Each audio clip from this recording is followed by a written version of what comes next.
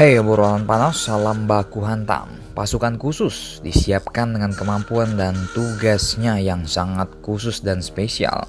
Nah, salah satu yang paling diunggulkan adalah Denjaka atau Detasmen Jalamangkara, Tentara Nasional Indonesia Angkatan Laut.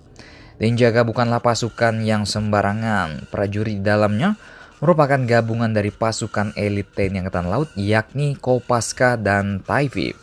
Buset, masuk Kopaska aja udah sulit nih bos.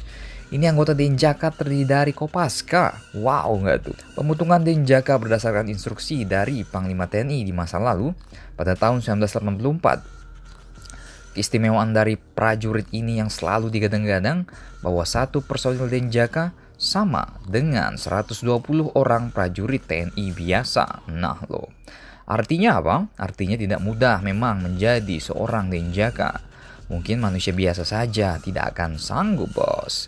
Bahkan katanya dari ratusan prajurit yang tangguh pun, hanya 50 orang saja yang memenuhi kualifikasi penuh menjadi anggota pasukan khusus tersebut. Mereka akan mendapat pelatihan yang sangat keras yang biasa dilakukan di Kawah Chandra di Muka, Situbondo. Bahkan tahun-tahun sebelumnya tidak sedikit prajurit yang gagal dalam proses pendidikannya dan hanya belasan saja yang diterima. Bagi yang tidak berhasil dan gugur akan kembali lagi ke kesatuan sebelumnya. Sementara jika prajurit berhasil masuk ke seleksi tahap 2, tidak semuanya bisa lolos. Ya, pendidikan yang super ketat dan super keras ini harus dilakukan guna menjadi pasukan yang sangat unggul. Selain harus kuat secara fisik, para calon anggota Denjaka pun dituntut mempunyai IQ yang tinggi. Kenapa?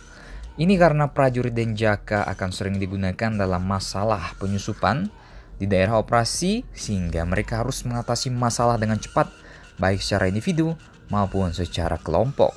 Selama dalam proses pendidikan calon anggota hanya akan mendapat teori di dalam kelas 20% saja.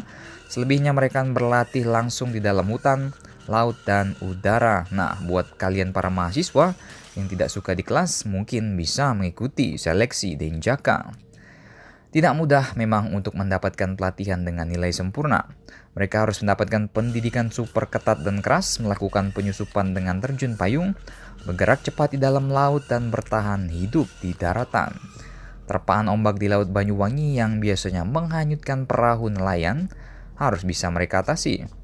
Mereka harus bertahan sekaligus menyelamatkan diri sendiri dan anggota lainnya.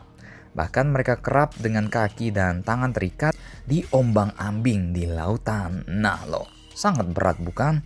Setelah berhasil melawan ganasnya ombak di lautan, hal selanjutnya yang perlu dilakukan calon anggota adalah bertahan hidup di dalam hutan. Perbekalan pada para anggota pelatihannya hanyalah garam saja, ya lumayan. Bahkan air minum pun tidak dibekali. Mereka benar-benar harus mencari sendiri di dalam hutan.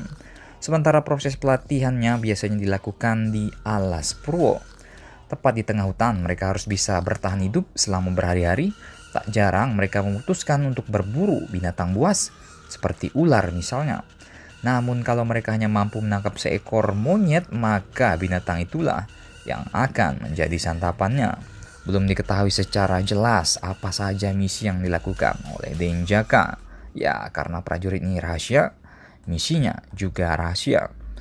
Silakan share dan baku hantam kalian di laut.